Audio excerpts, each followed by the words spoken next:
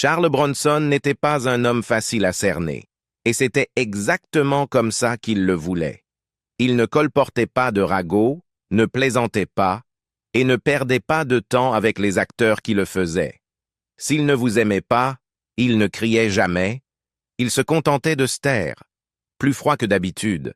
Mais avec Lee Marvin, ce silence s'est transformé en autre chose. Ce n'était pas juste une question de personnalité opposée, c'était personnel. Sur le tournage de The Dirty Dozen en 1966, Marvin a fait une blague, une farce qu'il pensait probablement inoffensive. Bronson, lui, ne l'a pas vue de la même façon. Cela s'est passé lors d'une scène où on l'avait placé entre deux acteurs bien plus grands que lui pour provoquer un effet visuel comique. L'équipe a ri. Marvin a ri plus fort que tous. Bronson a quitté le plateau. Dès ce jour-là, il n'a plus jamais regardé Marvin dans les yeux. Et cela ne s'est pas arrêté là. Des années plus tard, lorsqu'ils ont été réunis dans Death Hunt, la querelle ne s'est pas atténuée. Elle s'est intensifiée, jusqu'à un éclat glacial qui a figé toute l'équipe sur place. Alors, que s'est-il vraiment passé entre deux des hommes les plus durs d'Hollywood?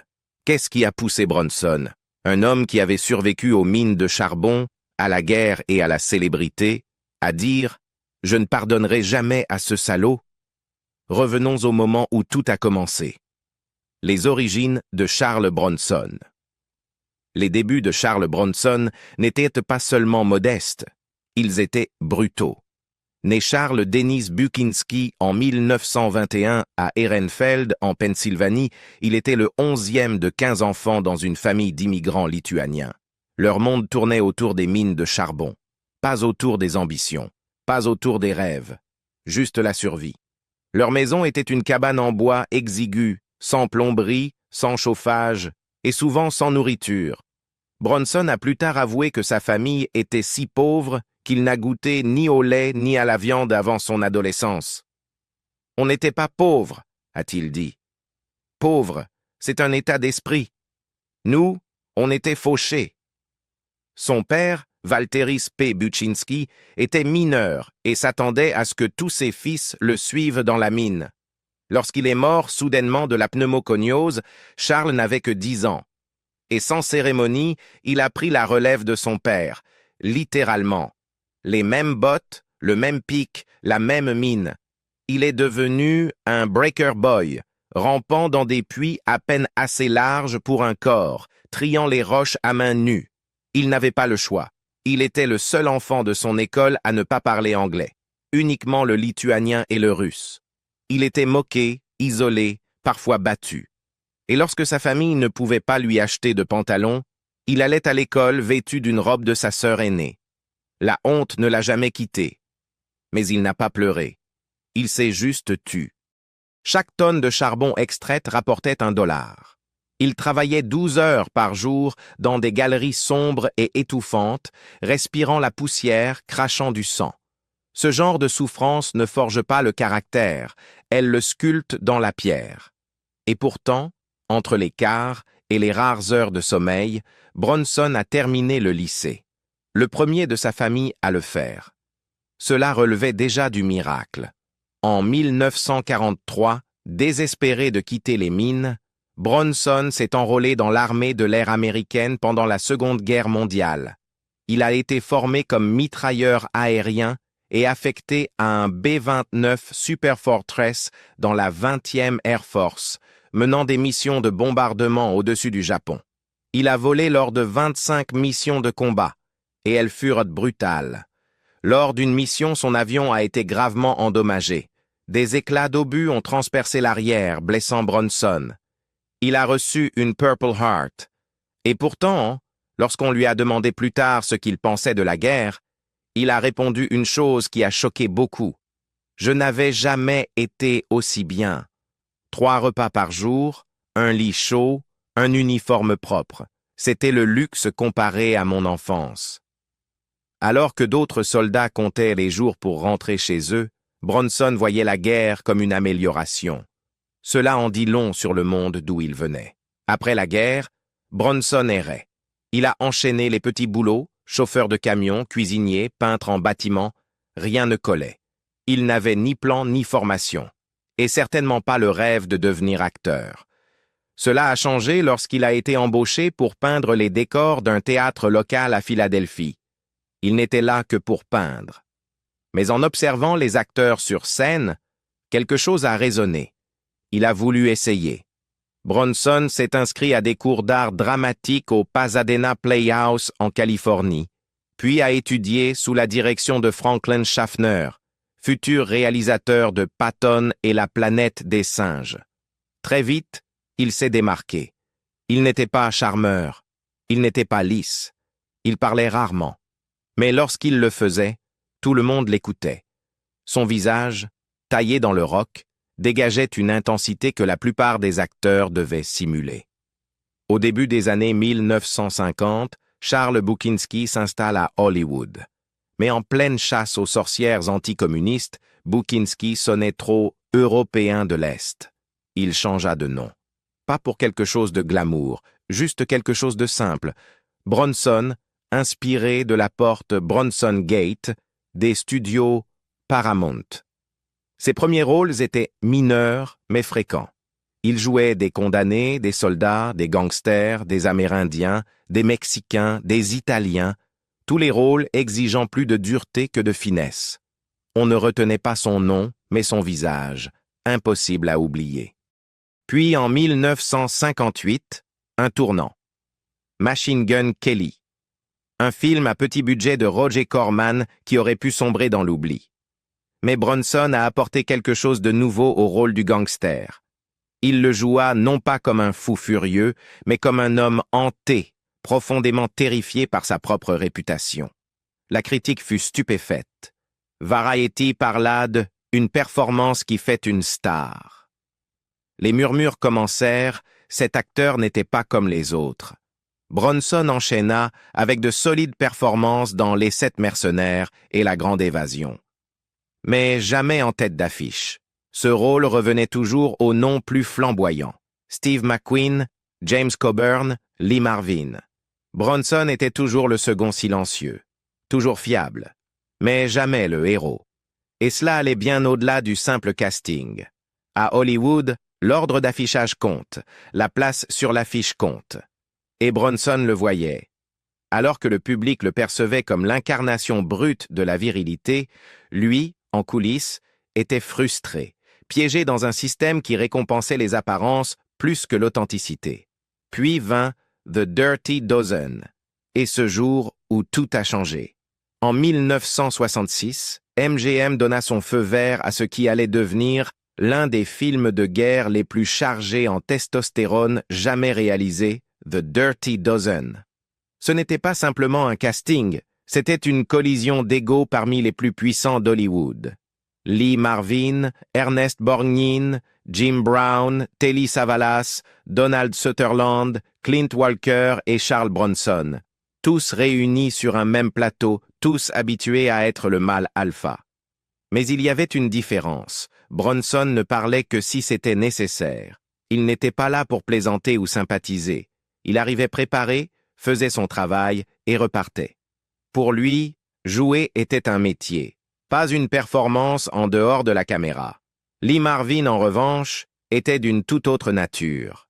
Ancien marine décoré de la Seconde Guerre mondiale, blessé dans le dos pendant la bataille de Saipan, Marvin portait son passé militaire comme un insigne et parfois comme un bouclier. Il buvait fort, parlait fort et se moquait encore plus fort. La plupart du temps, il arrivait en retard, en gueule de bois ou à moitié ivre. L'équipe le supportait. Bronson, non. Les tensions avaient déjà commencé lors des répétitions. Marvin, connu pour tester les limites, narguait Bronson à cause de son silence. Il l'appelait le muet dans son dos et parfois en face. Pendant les pauses déjeuner, Marvin monopolisait la table avec ses récits de guerre et ses blagues douteuses. Bronson, lui, s'asseyait à l'extrémité, mâchant lentement, observant en silence. Puis vint le moment qui fit tout exploser. Le réalisateur Robert Aldrich, habitué aux personnalités difficiles, eut une idée pour une scène de groupe. Pour ajouter un peu d'humour visuel, Il plaça Bronson, 1,73 m, entre Donald Sutherland, 1,93 m, et Clint Walker, 1,98 m. Le résultat? À l'écran, Bronson paraissait ridiculement petit. Le contraste physique était frappant, presque caricatural. Aldrich rit. L'équipe technique aussi. Sutherland esquissa un sourire. Et Marvin éclata de rire. Fort. Théâtral. Applaudissant comme s'il assistait à une scène comique. « Regardez, c'est Charlie le nain !» se souvient un membre de l'équipe. D'autres l'ont entendu crier « Filez-lui une échelle, qu'on le voie !» Ce moment déclencha quelque chose de profond chez Bronson. Il ne dit pas un mot. Il quitta le plateau, traversa l'équipe, ignora Aldrich et retourna directement dans sa caravane. Il claqua la porte. Pendant 1 heure, personne n'osa bouger. Aldrich finit par aller s'excuser. Bronson ne cria pas, mais il fut clair, la scène serait modifiée. La blague ne se reproduirait plus. Et, dans un grondement sourd, il aurait murmuré « Je ne pardonnerai jamais à ce salaud ». À partir de ce jour, Bronson garda ses distances avec Marvin. Ils ne partagèrent plus jamais un repas, ne se parlèrent plus en dehors des scènes, ne se regardèrent que si le script l'exigeait. Au mieux, c'était du professionnalisme glacial. Au pire, un mépris bouillonnant. En coulisses, la colère de Bronson n'était pas spectaculaire. Elle était intérieure, contenue, irrévocable. Il avait grandi dans un monde où l'humiliation était un danger, un signe de faiblesse. Et il s'était juré de ne plus jamais se laisser rabaisser, ni physiquement, ni symboliquement. Marvin, lui, balaya l'incident. Il voyait Bronson comme rigide, sans humour, ingrat. Il ne prit pas les conséquences au sérieux. Mais Bronson, si. Et au fil de leurs carrières respectives, ce contraste ne fit que s'accentuer. Sortir de l'ombre. À la fin des années 1960, Lee Marvin était au sommet de sa carrière. Après des années à jouer des seconds rôles rugueux, sa carrière décolle grâce à la comédie western noire Cat Ballou. Dans un double rôle inattendu, celui d'un pistolero ivrogne et de son frère jumeau maléfique, Marvin remporte l'Oscar du meilleur acteur. Il devance des géants comme Rod Steiger et Richard Burton. Hollywood, qui le considérait autrefois comme trop brut, le reconnaît enfin comme un vrai acteur. Avec Point Blank, un thriller de vengeance brutale et stylisé réalisé par John Boorman, Marvin se réinvente en anti-héros cérébral et tourmenté. La critique l'adore. Les studios suivent. Il devient l'un des acteurs les mieux payés de la décennie, gagnant $1 million par film, chose rare à l'époque. Son image de dur à cuire, combinée à des rôles atypiques, fait de lui un phénomène au box-office. Des films comme Hell in the Pacific, La Kermesse de l'Ouest ou L'Empereur du Nord assaillent sa réputation d'authentique dur d'Hollywood, un homme capable de jouer un ivrogne, un soldat ou un psychopathe avec une conviction égale. Mais pendant ce temps, Charles Bronson observe tout cela depuis les coulisses. Lui aussi a tourné dans de grands films, Les 7 mercenaires, La Grande Évasion, Les 12 salopards. Mais Bronson n'était jamais la vedette. Il était le tueur silencieux, le tireur d'élite, la brute. Son nom apparaissait en 4e ou 5e position sur l'affiche quand il apparaissait. Et ça le blessait. Il savait qu'il en était tout autant capable, peut-être même plus. Mais dans une industrie qui valorisait le charisme et les petites phrases, le silence de Bronson était mal interprété. Au début des années 1970, Bronson en a assez d'Hollywood. La politique, les rôles stéréotypés, les stars arrogantes et moqueuses qui ne prenaient pas leur travail au sérieux, Marvin surtout. Alors il traverse l'Atlantique. Et là, quelque chose de miraculeux se produit. L'Europe ne se contente pas de l'accueillir. Elle le célèbre. En France, il devient une icône du cinéma presque du jour au lendemain. La presse française le surnomme « le gros dur ». Mais il ne le voyait pas comme une brute. Il voyait en lui une figure tragique, mystérieuse, un homme de douleur et de rage, qui parlait peu mais révélait tout à travers son regard. Alain Delon, l'une des plus grandes stars françaises de l'époque, déclara « Bronson a le visage le plus honnête du cinéma. Quand il entre dans une scène, le public se penche en avant. Il veut savoir ce qu'il ne dit pas. » Bronson joue dans Le Passager de la pluie, un thriller français qui devient un énorme succès européen. Le film remporte un Golden Globe du meilleur film étranger et fait de Bronson une star internationale, en France, en Allemagne, en Italie, jusqu'au Japon. Il enchaîne avec Soleil Rouge, face à Toshiro Mifune, mêlant western américain et tradition samouraï. C'est élégant, international, et cela renforce encore son image d'icône mondiale au-delà des langues. Puis vient son rôle définitif. Sergio Leone, le légendaire réalisateur de la trilogie du dollar, cherche quelqu'un de différent pour son nouveau film Il était une fois dans l'Ouest. Il refuse Clint Eastwood. Il appelle Bronson. Bronson accepte, à une condition, pas de sourire. Leone façonne le personnage de harmonica autour du silence de Bronson, son passé tragique, sa vengeance, et Bronson, avec à peine 30 lignes de dialogue, livre une performance qui traverse les générations. La musique obsédante d'Ennio Morricone résonne sur son regard, et soudain, l'homme qu'Hollywood avait relégué devient mythique. La critique s'accorde, c'est le rôle que Bronson était né pour jouer. En Europe, il devient le visage de la justice stoïque. En 1974, Bronson revient sur les écrans américains avec Un justicier dans la ville, et tout change. Dans le rôle de Paul Kersey, un architecte new-yorkais devenu justicier, Bronson incarne la frustration croissante du public face à la criminalité et à l'impuissance. C'est violent, controversé, et un énorme succès. Le film rapporte plus de 21 millions de dollars pour un budget modeste et lance une franchise. Bronson, enfin, est numéro 1 au box-office. Il a désormais le pouvoir qu'il a toujours mérité. Et le cachet qui va avec. Il gagnera plus de 2 millions par suite. Il choisit ses rôles, impose ses conditions. Mais une chose n'a pas changé. Malgré tout ce succès, Bronson ne s'est jamais adouci et n'a jamais oublié. Dans les interviews, il évoque toujours, à demi-mot, un collègue qui l'a humilié. Il ne dit jamais le nom Marvin, mais pour ceux qui savent, c'est évident. Dans un entretien, lorsqu'on lui demande s'il a déjà eu des conflits d'ego sur un plateau, il répond froidement « Il y avait un ivrogne sur ce film de guerre. Il s'est ridiculisé. Il riait pour de mauvaises raisons. Il croyait que faire du bruit, c'était être fort. » Dans un autre, un journaliste lui demande ce qu'il pense des acteurs qui font les clowns sur le tournage. Sa réponse est tranchante. On ne peut pas faire confiance à un homme qui se cache derrière le rire quand il a peur. Ceux qui connaissaient Bronson disaient qu'il portait une rancune comme un soldat porte un fusil. En silence, avec poids, toujours prêt. Pour les initiés, réalisateurs, producteurs, acteurs, il n'y avait aucun doute. Il parlait de Lee Marvin, l'ultime confrontation. En 1981, les deux hommes étaient des légendes, mais pas des égaux. Charles Bronson était devenu une icône internationale grâce à Death Wish. Lee Marvin, bien que toujours respecté, déclinait. Son alcoolisme, autrefois toléré, était désormais un fardeau.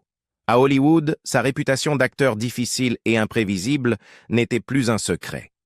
Alors, lorsque les producteurs proposèrent Death Hunt, cela ressemblait à un pari risqué.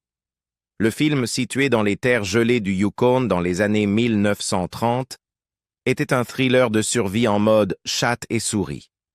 Bronson incarnerait Albert Johnson, un solitaire mystérieux injustement pourchassé par les autorités. Marvin, lui, jouerait le sergent Edgar Millen, le policier vieillissant chargé de le capturer. Sur le papier, le casting était brillant. Deux titans de la virilité en conflit direct, reflet de leur tension réelle. Ironie du sort, leurs personnages passaient la majorité du film à distance. L'intrigue exigeait que Bronson soit traqué de loin. Mais lorsqu'ils partagèrent la même scène, l'ambiance était tout sauf cinématographique.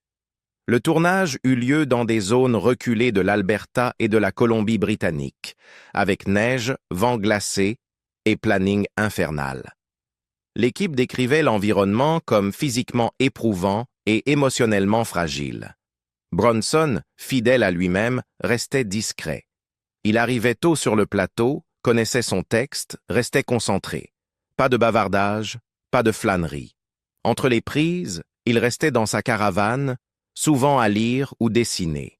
Sa femme, Jill Ireland, venait régulièrement. Sa présence le stabilisait. Marvin, en revanche, était instable.